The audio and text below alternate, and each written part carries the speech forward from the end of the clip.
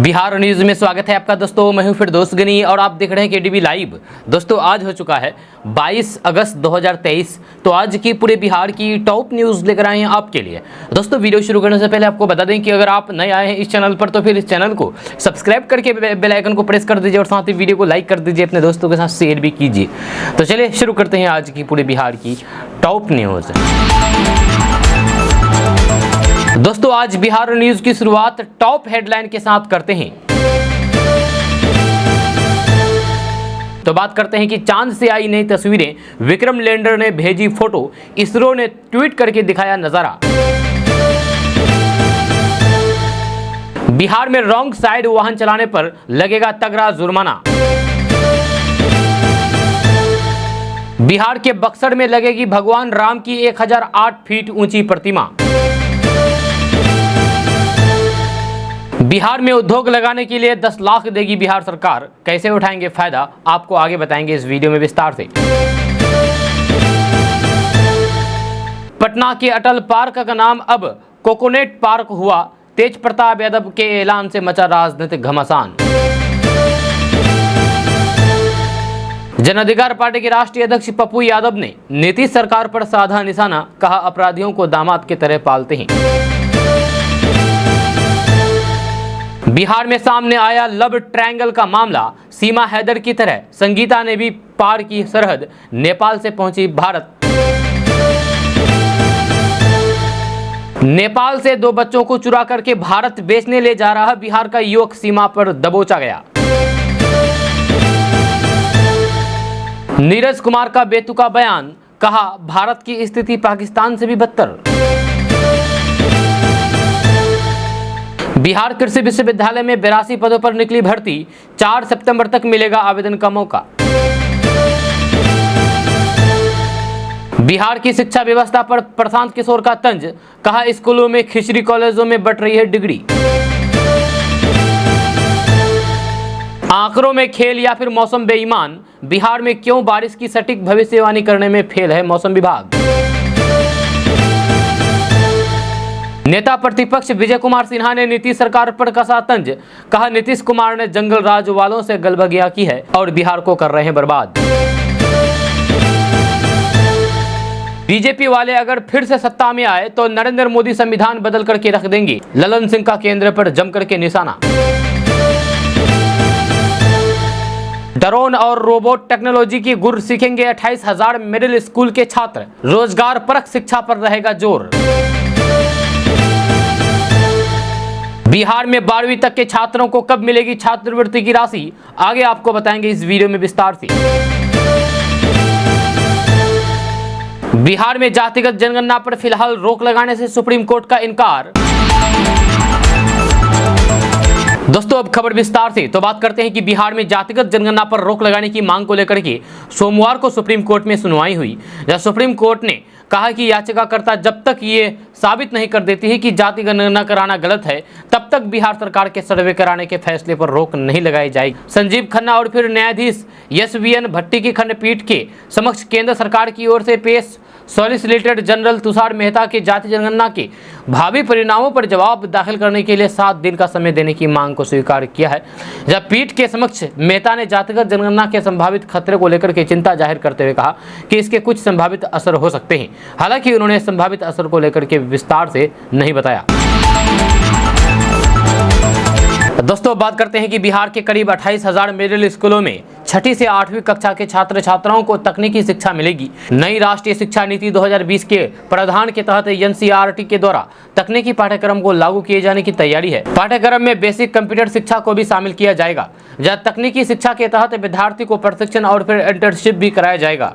इस संबंध में शिक्षा मंत्रालय के सचिव संजय कुमार ने एक पत्र भेज करके शिक्षा विभाग को मिडिल स्कूल में तकनीकी शिक्षा को लागू किए जाने को कहा है। यही पत्र अन्य राज्यों को भी लिखा गया है। नए सत्र से तकनीकी शिक्षा सभी मिडिल स्कूलों को लागू किया जाएगा। शिक्षा विभाग को मिले पत्र के मुताबिक मिडिल स्कूल में तकनीकी शिक्षा देने का उद्देश्य ज्यादा से ज्यादा छात्र छात्राओं को रोजगार परक कौशल और फिर तकनीकी रूप में दक्ष बनाना है। इसलिए सरकार ने तकनीकी शिक्षा के तहत छात्र छात्राओं को निःशुल्क प्रशिक्षण की व्यवस्था की है। तकनीकी शिक्षा के लिए 3 से 6 माह का पाठ्यक्रम का कार्यकुल यानी कि पाठ्यक्रम SCERT को भेजी जा चुकी है। आपको बता दें कि इससे पहले केंद्रीय शिक्षा मंत्री धर्मेंद्र प्रधान ने बिहार के सरकारी विद्यालयों में डाटा साइंस और आर्टिफिशियल इंटेलिजेंस समेत अन्य व्यावसायिक शिक्षा से जुड़े हुए नियमित पाठ्यक्रम शुरू करने के लिए कहा था। ड्रोन और रोबोट टेक्नोलॉजी समेत उभरती हुई ऐसी सभी तकनीक में छात्र छात्राओं को प्रशिक्षित किया जाएगा, जिसकी IT सेक्टर और फिर अन्य क्षेत्रों में ज्यादा मांग है। 9वीं 12वीं कक्षा तक में तकनीकी शिक्षा को धीरे धीरे लागू किया जाएगा। इसमें विद्यार्थी अपनी रुचि के मुताबिक किसी भी क्षेत्र का चुनाव कर सकेंगे। दोस्तों, आपको पता होगा कि अपने PUBG वाले प्यार से मिलने सीमा हैदर भारत आ गई थी और अब अपने 4 बच्चों के साथ यही रहने लगी है।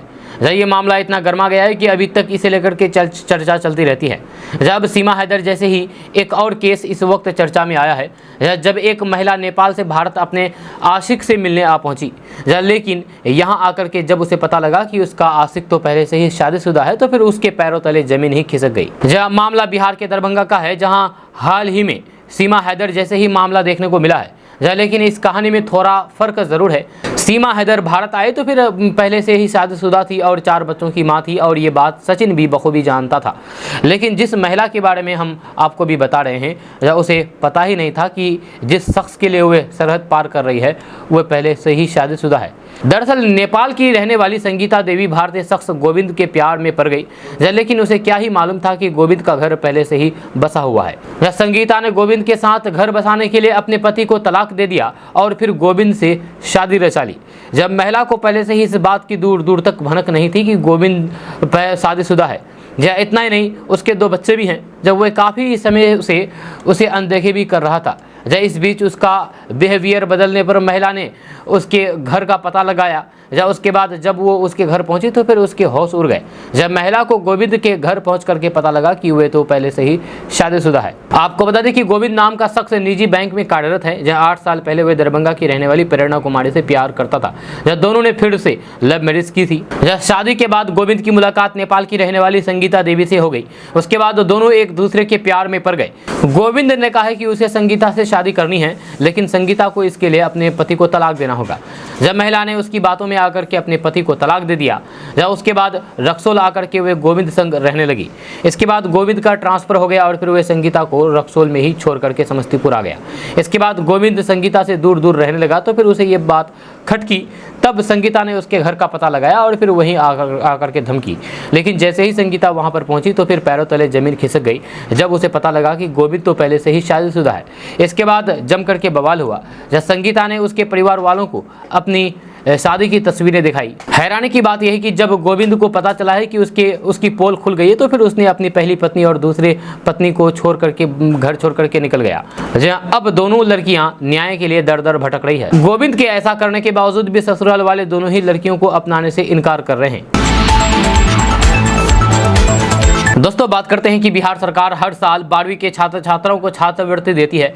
इससे मिलने वाली छात्रवृत्ति में साइकिल, पोशाक सहित कई योजनाओं के तहत राशि भुगतान किया जाता है। ऐसे में राज्य भर के विद्यार्थी अब इंतजार में हैं, जब विद्यार्थियों का इंतजार खत्म होने जा रहा है। 10 अक्टूबर के बाद छात्रवृत्ति की राशि भुगतान किया जाएगा। इसके लिए विद्यार्थियों की उपस्थिति कक्षा में 75% से अधिक होती है। तो आइए इससे जुड़ी हुई सभी चीजों को जानते हैं। तो बात करते हैं कि इसके तहत सभी छात्रों के बैंक खाते में सीधे राशि का भुगतान किया जाएगा। इसे लेकर के सभी बच्चों के नाम और फिर पूरी जानकारी ऑनलाइन अपलोड की जा रही है। इस संबंध में जिले और ब्लॉकों के शिक्षा अधिकारियों के साथ साथ संबंधित स्कूलों के प्रधान अध्यापकों की भी जिम्मेदारी तय की गई है, ताकि कोई भी पात्र बच्चा इन योजनाओं की राशि से वंचित न रहे। इन योजनाओं का लाभ दिलाने के लिए 30 सितंबर तक बच्चों की उपस्थिति देखी जाएगी। इसमें यह तय किया जाएगा कि बच्चे की उपस्थिति 75% से अधिक होनी चाहिए। वहीं इससे कम उपस्थिति वाले बच्चों को राशि का भुगतान नहीं किया जाएगा। इसके आधार पर पात्र विद्यार्थियों की सूची 5 अक्टूबर तक तैयार कर ली जाएगी। इसके बाद 10 अक्टूबर तक सूची पर अपनी अनुमति देने की जिम्मेदारी संबंधित जिले के जिला कार्यक्रम पदाधिकारी की होगी। दोस्तों बात करते हैं कि बिहार सरकार में पर्यावरण, वन एवं जलवायु परिवर्तन मंत्री तेज प्रताप यादव के एक फैसले से राजनीति गर्मा गई है। तेज प्रताप यादव ने पटना के अटल बिहारी वाजपेयी पार्क का नाम बदल दिया है। अब इस पार्क को कोकोनट पार्क के नाम से जाना जाएगा। जहां कंकरबाग में स्थित इस पार्क का नाम पहले कोकोनट पार्क ही था। 2018 में इसका नाम अटल बिहारी वाजपेयी के नाम पर कर दिया गया था। 2018 में यहाँ लोगों के द्वारा स्वर्गीय अटल बिहारी वाजपेयी जी की प्रतिमा भी लगाई गई थी। जहाँ उसी दिन इस पार्क का नाम अटल बिहारी वाजपेयी पार्क रख दिया गया था। जहाँ वहीं इस पार्क का नाम एक बार फिर से बदल करके कोकोनट पार्क कर दिया गया है। आज मंत्री तेज प्रताप यादव पार्क का लोकार्पण किया। जहाँ पटना के अटल बिहारी वाजपेयी पार्क का नाम बदलने पर सियासी घमासान मची हुई है। बीजेपी के प्रदेश अध्यक्ष सम्राट चौधरी ने नीतीश कुमार पर तंज कसते हुए कहा है कि नीतीश कुमार की पोल खुल गई है। नीतीश कुमार अटल बिहारी वाजपेयी का नाम हमेशा लेते रहते हैं, लेकिन अब उनकी सरकार में पटना में स्थित उनके पार्क का नाम बदल दिया जा रहा है। जहां नीतीश कुमार चुप बैठे हैं, वहीं इसको लेकर के केंद्रीय गृह राज्य मंत्री नित्यानंद राय भी नीतीश सरकार पर हमलावर दिखे हैं। उन्होंने कहा है कि यह कदम बेहद अपमानजनक है। दोस्तों बात करते हैं कि चंद्रयान 3 की लैंडिंग पर भारत के साथ साथ पूरी दुनिया की नजर टिकी हुई है। जब वही भारतीय अंतरिक्ष एजेंसी इसरो ने विक्रम लैंडर द्वारा भेजी गई तस्वीर को शेयर किया है। जब इसरो ने ट्वीट करके बताया है कि विक्रम लैंडर द्वारा कुछ तस्वीरें भेजी गई है। लैंडर में लगा कैमरा लैंडिंग के दौरान बोल्डर और गहरी खाइयों की जानकारी देता रहता है। जब भारतीय अंतरिक्ष अनुसंधान संगठन यानी कि इसरो ने रविवार को कहा है कि उसने चंद्रयान 3 मिशन के लैंडर मॉड्यूल को कक्षा में उतारा तो थोड़ा और नीचे सफलतापूर्वक पहुंचा दिया है और इसके अब 23 अगस्त को शाम 6:04 पर चंद्रमा की सतह पर उतरने की उम्मीद है। अंतरिक्ष एजेंसी ने कहा है कि लैंडर मॉड्यूल प्रस्तावित सॉफ्ट लैंडिंग से पहले अंदरूनी जांच की प्रक्रिया से गुजरेगा। इसरो ने कहा है कि लैंडर और रोवर से युक्त लैंडर मॉड्यूल के 23 अगस्त को शाम 6:04 पर चंद्रमा की सतह पर उतरने की उम्मीद है। इससे पहले इसरो ने कहा था कि मॉड्यूल 23 अगस्त को शाम 4:47 पर चंद्रमा की सतह पर उतरेगा। दोस्तों बात करते हैं कि बिहार के मुख्यमंत्री नीतीश कुमार 2024 के लोकसभा चुनाव की तैयारी में लग गए हैं। जब बीजेपी के कोर वोटरों को अपनी ओर खींचने की कवायद लगातार कर रहे हैं। जब नालंदा में कल जदयू के राष्ट्रीय अध्यक्ष ललन सिंह ने व्यावसायिक प्रकोष्ठ के लोगों के साथ बड़ी बैठक की। बैठक के दौरान उन्होंने नरेंद्र मोदी पर जम करके निशाना साधा था। जहाँ वहीं बीजेपी ने भी अब मुख्यमंत्री नीतीश कुमार पर निशाना साधा है। उन्होंने कहा कि वह अब बिहार में अप्रासंगिक हो चुके हैं। ये लोग 2024 में अपना अस्तित्व बचाने में लगे हुए हैं। आरजेडी प्रवक्ता शक्ति सिंह यादव ने कहा है कि बीजेपी के पास अब कोई वोटर नहीं बचा है, क्योंकि जनता की मांग अब इंडिया गठबंधन की ओर है।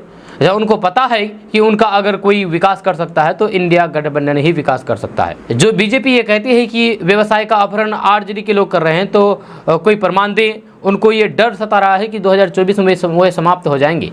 यही कारण है कि इस तरीके के बयान दे रहे हैं, लेकिन इस बयान से कुछ होने वाला नहीं है। 2024 में जनता ने मूड बना लिया है, बीजेपी को सत्ता से हटाना है। बीजेपी प्रवक्ता अरविंद सिंह ने भी निशाना साधते हुए कहा है कि ललन सिंह, मुख्यमंत्री नीतीश कुमार बिहार से अप्रासंगिक हो चुके हैं। ये लोग 2024 में अपना अस्तित्व बचाने में लगे हुए हैं। इनको भी पता है कि 2024 में ये लोग समाप्त हो जाएंगे। जो कोर वोटरों की बात कर रहे हैं, जो वोटर्स देश के प्रधानमंत्री नरेंद्र मोदी के साथ हैं, वे किसी के साथ कैसे जा सकते हैं।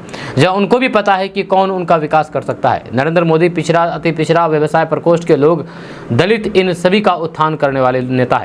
जो उन्होंने कहा है कि जो भ्रष्टाचारी हैं, अपराधी है, अपराधियों का संरक्षण देते हैं, उनको जनता कैसे चुनेगी। दोस्तों बात करते हैं कि बिहार में बिगड़ते लॉ एंड ऑर्डर पर केंद्रीय गृह राज्य मंत्री नित्यानंद राय ने सवाल खड़ा किया है और बिहार सरकार पर निशाना साधा है। यह केंद्रीय मंत्री नित्यानंद राय ने कहा है कि बिहार में विधि व्यवस्था पूरी तरीके से फेल है। लगातार आपराधिक घटनाओं में इजाफा हो रहा है। जब नीतीश सरकार पर बरसते हुए केंद्रीय गृह राज्य मंत्री नित्यानंद राय ने कहा है कि बिहार के मुखिया नीतीश कुमार से प्रदेश संभल नहीं रहा है। अपराधी रोजाना बड़ी वारदातों को अंजाम देकर के पुलिस और सरकार को खुली चुनौती दे रहे हैं। जब बिहार में विधि व्यवस्था पूरी तरीके से फेल है, लगातार आपराधिक घटनाओं में इजाफा हो रहा है। बिहार में बढ़ते अपराध को लेकर के केंद्रीय गृह राज्य मंत्री नित्यानंद राय ने कहा है कि बिहार में कानून व्यवस्था पूरी तरीके से समाप्त हो गई है और अपराधियों का राज कायम हो गया है। जब नीतीश तेजस्वी ने अपराधियों के हवाले बिहार को कर दिया है। जब उन्होंने कहा है कि पिछले 1 साल में बिहार में क्राइम का ग्राफ बढ़ा है, जो बेहद ही चिंताजनक है। जब अपराधियों के कारण बिहार वासियों के मन में खौफ है। बिहार में लगातार भ्रष्टाचार और फिर अपराध बढ़ रहे हैं, लेकिन फिर भी नीतीश कुमार खुद को सुशासन बाबू कहते हैं। वे अब सुशासन बाबू नहीं बल्कि कुशासन बाबू हो गए हैं।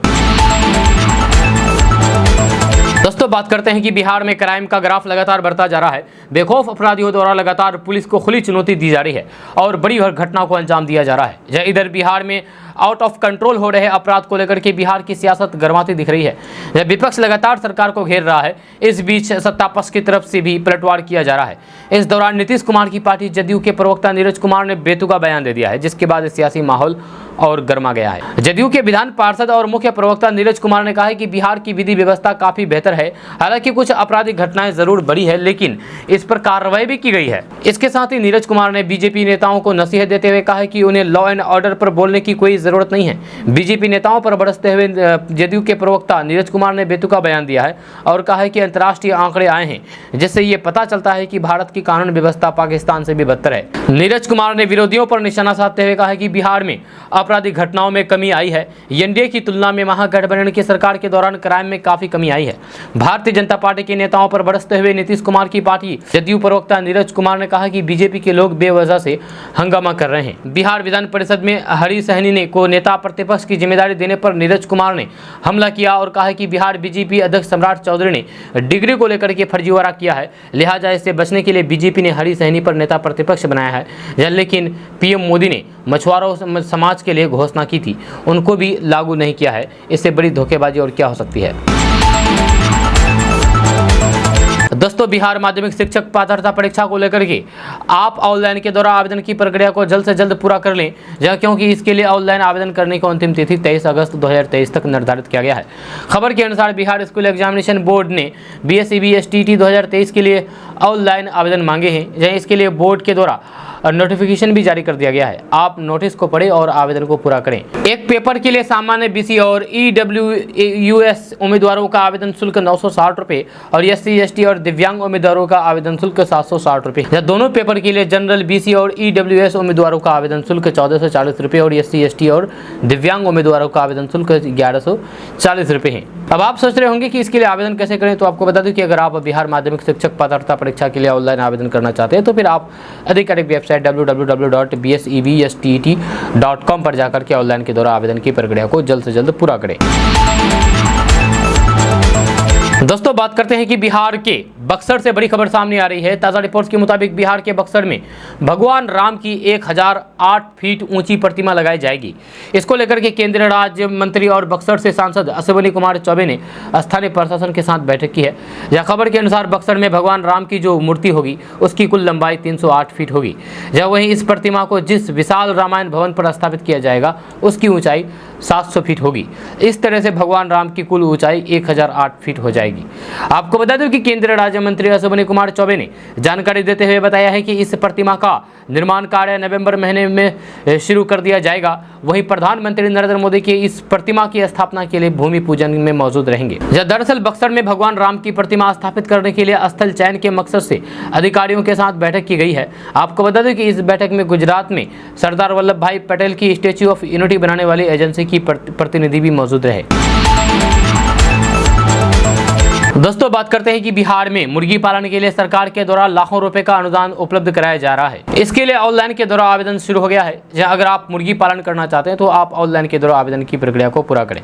खबर के अनुसार समेकित मुर्गी विकास योजना के तहत लेयर मुर्गी पालन को बढ़ावा देने के लिए सरकार के द्वारा आवेदन मांगे गए हैं। जब वित्तीय वर्ष 2023-24 के तहत लेयर फार्म की स्थापना करने के लिए सरकार के द्वारा यह अनुदान उपलब्ध कराया जाएगा। आपको बता दें कि इस योजना के अंतर्गत आपको पहले आओ पहले पाओ के आधार पर प्राथमिकता दी जाएगी।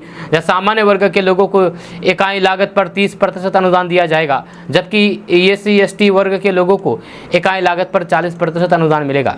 बिहार सरकार द्वारा चलाई जा रही समेकित मुर्गी विकास के योजना के तहत राज्य के यानी कि बिहार के बेरोजगार युवा अथवा किसान अपना खुद का पोल्ट्री फार्म खोल करके अच्छी कमाई कर सकते हैं, साथ ही साथ अपनी आर्थिक स्थिति को भी मजबूत बना सकते हैं। दोस्तों, बात करते हैं कि बिहार में उद्योग लगाने की चाहत रखने वाले लोगों के लिए बड़ी खबर सामने आ रही है। ताज़ा रिपोर्ट्स के मुताबिक बिहार में उद्योग लगाने के लिए सरकार के द्वारा 10 लाख रुपए की राशि दी जाएगी। इसको लेकर के उद्योग विभाग की तरफ से तैयारियां की जा रही है। खबर के अनुसार मुख्यमंत्री उद्यमी योजना 2023-24 के तहत सरकार के द्वारा 10 लाख रुपए की राशि दी जाएगी। इसमें 50% का अनुदान मिलेगा और सरकार को 5 लाख रुपए वापस करने होंगे। इसका लाभ लेकर के बिहार में किसी भी तरह का उद्योग लगा सकते हैं। आपको बता दें कि बिहार मुख्यमंत्री उद्यमी योजना 2023-24 का लाभ लेने के लिए आप 15 सितंबर से 30 सितंबर तक 2023 तक उद्योग विभाग के आधिकारिक वेबसाइट के माध्यम से आवेदन कर सकते हैं। वहीं कैटेगरी, न्यूनतम योग्यता, प्राथमिक आदि की जानकारी 1 सितंबर 2023 को दी जाएगी। आवेदन के लिए दस्तावेजों की अगर बात की जाए तो इसके लिए आधार कार्ड, पैन कार्ड, निवास प्रमाण पत्र, मैट्रिक पास प्रमाण पत्र, इंटरमीडिएट या फिर समकक्ष योग्यता प्रमाण पत्र, जाति प्रमाण पत्र, संगठन प्रमाण पत्र, बैंक स्टेटमेंट, मोबाइल नंबर आदि होनी चाहिए। अब आप सोच रहे होंगे कि इसके लिए आवेदन कैसे करें, तो आपको बता दूं कि आप उद्योग विभाग की आधिकारिक वेबसाइट www.udyami.bihar.gov.in पर जाकर के ऑनलाइन के द्वारा आवेदन कर सकते हैं। दोस्तों बात करते हैं कि बिहार में गर्भवती महिलाओं के लिए एक बड़ी खबर सामने आ रही है। ताज़ा रिपोर्ट के मुताबिक कि बिहार में सभी गर्भवती महिलाओं के लिए अब डायबिटीज़ की जांच को अनिवार्य कर दिया गया है, जब सभी गर्भवती महिलाओं को इसकी जांच करानी होगी। खबर के अनुसार गर्भावस्था के बाद पहली बार अस्पताल पहुंचने पर महिलाओं को डायबिटीज़ की जाँच की जाएगी। अगर पहली जाँच में महिला डायबिटीज़ से पीड़ित नहीं पाई जाती है तो फिर 24 से 28वें सप्ताह के बीच दोबारा से उसकी जाँच की जाएगी। राज्य स्वास्थ्य एवं परिवार कल्याण संस्थान की निदेशक डॉक्टर विभा सिंह ने जानकारी देते हुए कहा कि गर्भ अवस्था में शुगर का स्तर बढ़ने से गर्भपात का खतरा बढ़ जाता है। साथ ही साथ समय से पहले प्रसव का खतरा रहता है, इसलिए डायबिटीज की जांच जरूरी है। दोस्तों बात करते हैं कि बिहार बोर्ड जेईई और नीट के निःशुल्क कोचिंग में पढ़ने वाले छात्रों को स्पोकन इंग्लिश की क्लास भी कराया जाएगा। जब बोर्ड के अनुसार चयनित मेधावी छात्र छात्राओं को इंजीनियरिंग और मेडिकल प्रवेश परीक्षा की तैयारी के उद्देश्य से निःशुल्क शिक्षण की व्यवस्था की गई है। इसके लिए हिंदी और अंग्रेजी के शिक्षकों के लिए साक्षात्कार का आयोजन किया जाएगा। पार्ट टाइम आधार पर अनुभवी शिक्षक की सेवा लेने के लिए इंटरव्यू लिया जाएगा। दोस्तों बात करेंगे कि बिहार में बढ़ते अपराध को लेकर के विपक्ष के तमाम नेता सरकार को घेरने में लगे हुए हैं। भाजपा के बाद अब जन अधिकार पार्टी के राष्ट्रीय अध्यक्ष पप्पू यादव बिहार में बढ़ते अपराध को लेकर के नीतीश सरकार पर जमकर के निशाना साधा है। उन्होंने कहा है कि सब लोग कायर हैं, ये अपराधियों को दामाद की तरह पालते हैं, बालू माफियाओं को और गुंडों को चुनाव में टिकट देते हैं। पप्पू यादव ने कहा है कि कोई सुरक्षित नहीं है, पुलिस के अलावा पत्रकार और ना किसी की बेटी बहू कोई सुरक्षित है। साथ ही अररिया के पत्रकार के जान लेने पर जिक्र करते हुए कहा है कि अभी तक सरकार की तरफ से कोई भी नहीं गया है और न ही कोई सहायता राशि का ऐलान किया गया है। उन्होंने कहा कि ये अपराधियों नेताओं के पाप और कुकर्म का नतीजा है। पप्पू यादव ने बिहार के तमाम डीएम पर आरोप लगाते हुए कहा है कि जब इनका ट्रांसफर होता है तब पैसा लेकर के अमर्स लाइसेंस देने का काम करते हैं, करोड़ों रुपए बना करके ट्रांसफर लेता है। जब उन्होंने कहा है कि ये कोई भी अच्छे आदमी को लाइसेंस नहीं देते हैं, जब जितने आपराधिक घटनाओं में लिप्त होते हैं उन सबको लाइसेंस मिल जाता है, बल्कि किसी पत्रकार, मुखिया, सरपंच को नहीं मिलता है। दोस्तों बात करते हैं कि बिहार के पूर्व उप मुख्यमंत्री एवं राज्यसभा के सांसद सुशील कुमार मोदी ने एक बार फिर से बिहार सरकार पर जमकर के हमला बोला है। उन्होंने कहा है कि बिहार सरकार ग्रामीण गरीबों को मकान देने की केंद्र सरकार की योजनाएं लागू करने में लगातार विफल रही है। जहां नए लक्ष्य निर्धारित करने की मांग केवल विफलता पर पर्दा डालने के लिए की जा रही है। सुशील कुमार मोदी ने कहा है कि प्रधानमंत्री ग्रामीण आवास योजना के तहत मार्च 2024 तक देश भर में 2,95,00,000 मकान बने थे। इसमें बिहार को 37 लाख मकान बनाने का लक्ष्य दिया गया था। उन्होंने कहा है कि केंद्र सरकार ने गरीबों के मकान बनवाने के लिए 9 साल में अब तक बिहार को 31,275 करोड़ रुपए दिए हैं। इस मद की कोई भी राशि लंबित नहीं है, लेकिन राज्य में गरीबों का मकान बनाने का काम लक्ष्य से दूर है। बिहार के नोडल खाते में अब भी 3492 करोड़ राशि विशेष पड़ी है, जबकि योजना के 1,06,000 मकानों का निर्माण कार्य नहीं हुआ है। इसमें से 60,550 मकान तो पिछले 18 महीने से अधूरे पड़े हैं। इस साल की पहली तिमाही में बिहार सरकार प्रतिदिन केवल 4,108 मकान बनवा पा रही है, जब बाद में ये दर घट करके 1,530 आवास प्रतिदिन हो गई है। गरीबों के लिए मकान बनाने में तेजी लाने और फिर समय पर लक्ष्य पूरा करने पर ध्यान देने के बजाय राज्य सरकार नया लक्ष्य तय करने की मांग कर रही है। दोस्तों बात करते हैं कि बिहार में पूर्ण शराबबंदी कानून के 5 अप्रैल 2016 से लागू है, जब इसके बावजूद भी तस्करों पर लगाम नहीं कसा जा सका है। बिहार में शराब की तस्करी धड़ल्ले से हो रही है। ताज़ा मामला सीवान जंक्शन का है, जहां सीवान जंक्शन पर जीआरपी ने ट्रेन से भारी मात्रा में शराब की खेप बरामद की है। शराब की खेप डाउन बाग एक्सप्रेस के जनरल बोगी में छिपा करके रखा गया था। जाँच के दौरान जीआरपी ने लावारिस हालात में सामान देखने पर आसपास के यात्रियों के इसके बारे में पूछताछ की, जब किसी ने उसे अपना होने के लिए नहीं बताया। जब बाद में लावारिस हालात में पाया गया, कुल 46 लीटर शराब बरामद करके जीआरपी से थाने ले आई। आपको बता दें कि पूर्ण शराबबंदी के बावजूद भी मई 2023 तक 93,677 वाहन अवैध शराब की तस्करी में पकड़े जा चुकी हैं। 93,677 गाड़ी, इसमें 60% वाहन को 2 पहिया यानी कि बाइक या फिर स्कूटी है।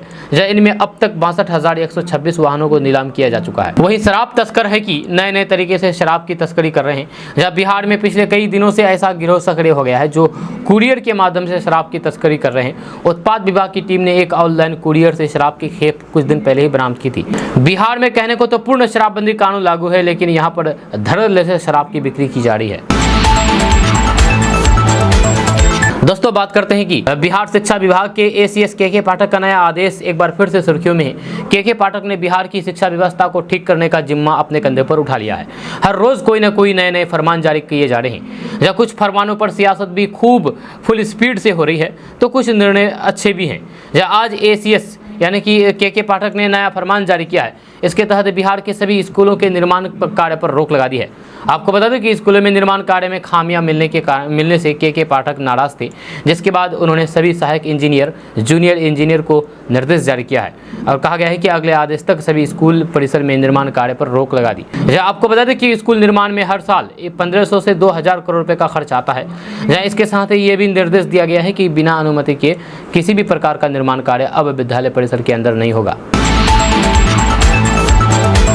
दोस्तों बात करते हैं कि नेपाल से 2 बच्चों को चुरा करके भारत बेचने ले जा रहे एक युवक को रविवार को सीमावर्ती नाका दक्षिण झिटकैया से आगे बॉर्डर आउटपोस्ट पर सशस्त्र प्रहरी के जवानों ने दबोच लिया है।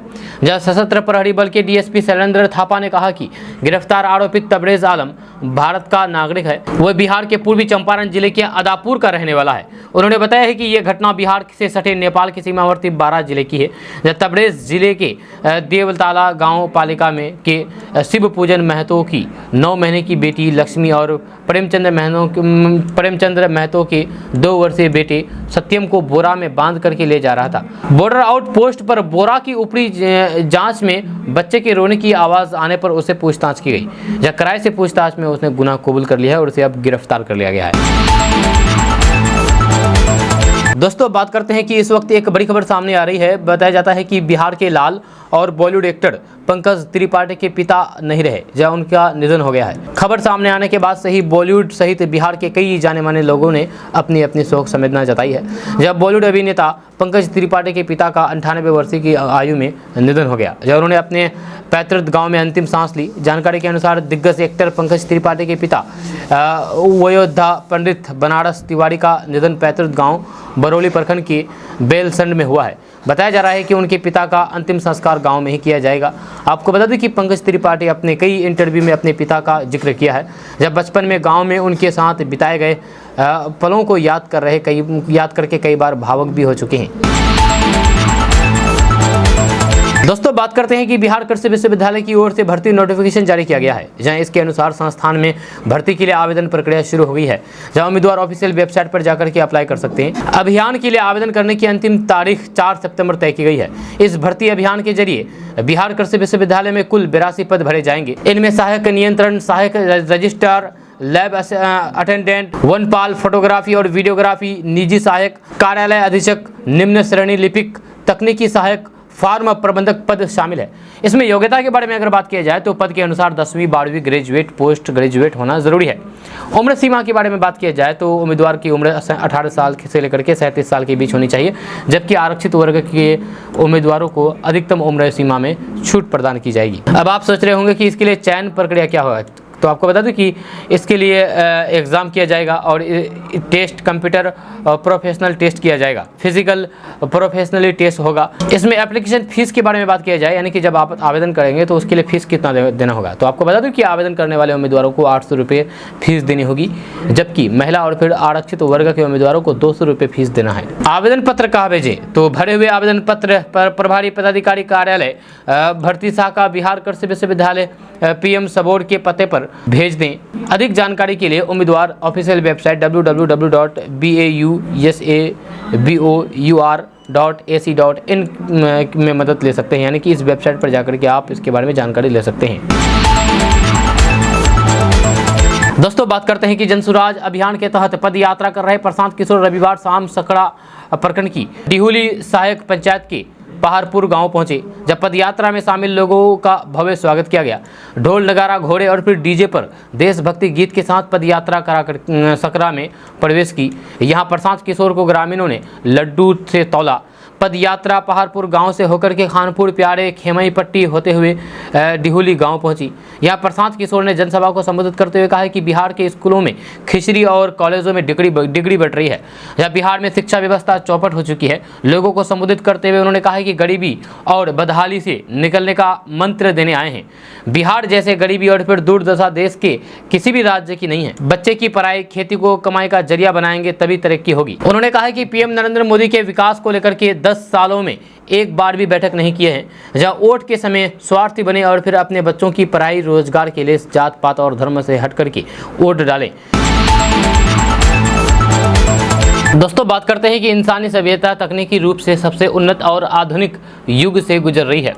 जब मौसम विभाग का अनुमान बारिश को लेकर के पिछले कई समय से हो रही है। जब मानसून में मौसम को लेकर के आईएमडी की चारों तरफ किरकिरी हो रही है।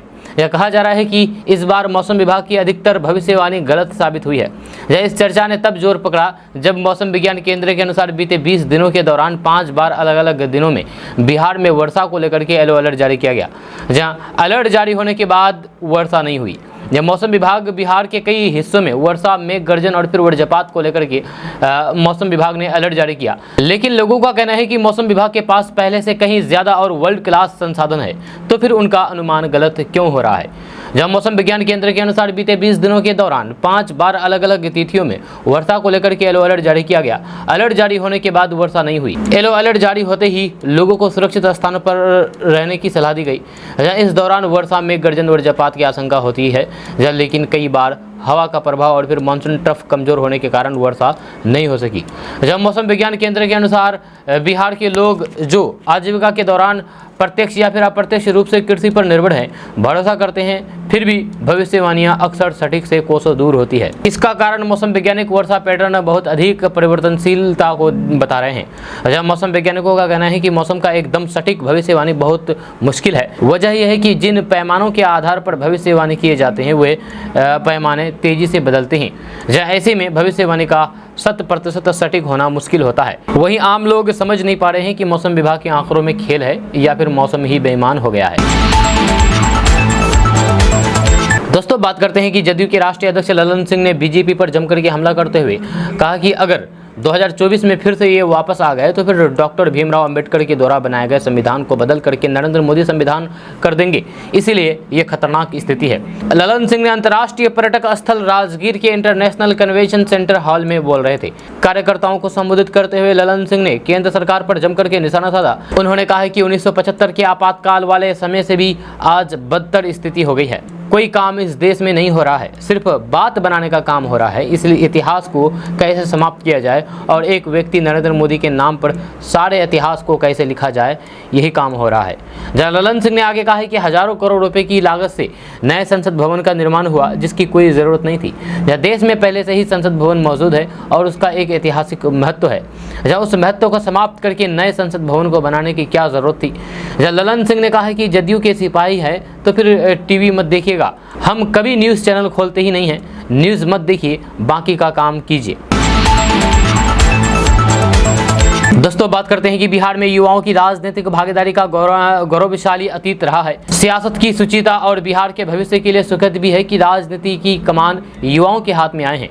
जब बिहार युवा राजनीति का प्रयोग चला रहा है, जेपी आंदोलन से लेकर के अब तक बिहार में लालू यादव, नीतीश कुमार, सुशील मोदी, जीतन राम मांझी के आसपास ही राजनीति घूमती रही है। जब सोच अनुभव के सहारे बुजुर्ग नेता राजनीति की कमान संभाल रहे थे, अब नए आए युवा नेताओं ने अपने परिश्रम, सोच और विजन से सबको पछाड़ करके दिख रहे हैं। जब लालू यादव के बेटे तेजस्वी यादव, रामविलास पासवान के बेटे चिराग पासवान, कांग्रेस नेता कन्हैया कुमार और प्रशांत किशोर जैसे नेताओं के जोश के सामने बुजुर्ग नेताओं का अनुभव मंद पड़ता दिख रहा है। जिस तरीके से युवा नेता परिश्रम कर रहे हैं, वैसे में आने वाले दिनों में इनको सत्ता के शीर्ष पर जाने से कोई रोक नहीं सकता। दोस्तों, बात करते हैं कि बिहार की धरा अभी सर्वाधिक उर्वरक है। जी हाँ, बाढ़ और सुखाड़ की स्थिति नहीं हो और फिर सिंचाई की व्यवस्था उपलब्ध हो जाए तो फिर बिहार कृषि में काफ़ी बेहतर हो सकता है, क्योंकि बिहार के कुल 94,163 वर्ग किलोमीटर क्षेत्र के 76% हिस्से में खेती होती है। जब वर्तमान में 72,349 वर्ग किलोमीटर क्षेत्र में खेती हो रही है, जब वहीं राज्य के 5,713 वर्ग किलोमीटर क्षेत्र में जंगल है, जहाँ राज्य के कुल क्षेत्रफल का लगभग 6% हिस्से में जंगल है, जबकि केवल 2,734 वर्ग किलोमीटर क्षेत्र की जमीन ही बंजर या फिर अनुपयोगी है। राज्य के 4 जिलों में जंगली क्षेत्र का दायरा सबसे अधिक है। पश्चिमी चंपारण, जमुई, लखीसराय और मुंगेर में फॉरेस्ट लैंड सबसे अधिक है, जबकि बंजर अथवा अनुपयोगी भूमि सबसे अधिक जमुई में है। ये चारों जिले बागवानी के क्षेत्र हैं। जहाँ गया जिले में कई क्षेत्रों में बंजर और अनुपयोगी भूमि है, जहाँ गया की अधिकांश अनुपयोगी भूमि पथरीली है। जब बाढ़ और सुखाड़ बिहार की हरियाली पर खास प्रभाव डाल रहे हैं। जब बिहार का लगभग 27% इलाका बाढ़ से प्रभावित होता है। 525 वर्ग किलोमीटर क्षेत्र में हर साल बाढ़ आती है। दरभंगा, मुजफ्फरपुर, समस्तीपुर, पूर्वी चंपारण और खगड़िया में बाढ़ खासा प्रभाव डालती है। जब बाढ़ के कारण लगभग 2461 वर्ग किलोमीटर में 53% धान की खेती बर्बाद हो जाती है। सुखाड़ के कारण भी धान समेत अन्य फसलों को काफ़ी क्षति पहुंचती है। जब बिहार के अधिकांश जिलों में खेती बारिश पर आधारित है, जहां अच्छी और फिर समय पर बारिश नहीं हुई तो फिर खेती बर्बाद हो जाती है। जहाँ किसानों के खेत तक पानी पहुँचाने के लिए राज्य में एग्रीकल्चर फीडर लगाई जा रही है। अब तक इससे 2,60,000 किसानों को कनेक्शन दिया जा चुका है। चतुर्थ कृषि रोड मैप में भी 4,80,000 किसानों को मुफ्त बिजली कनेक्शन देने का लक्ष्य रखा गया है।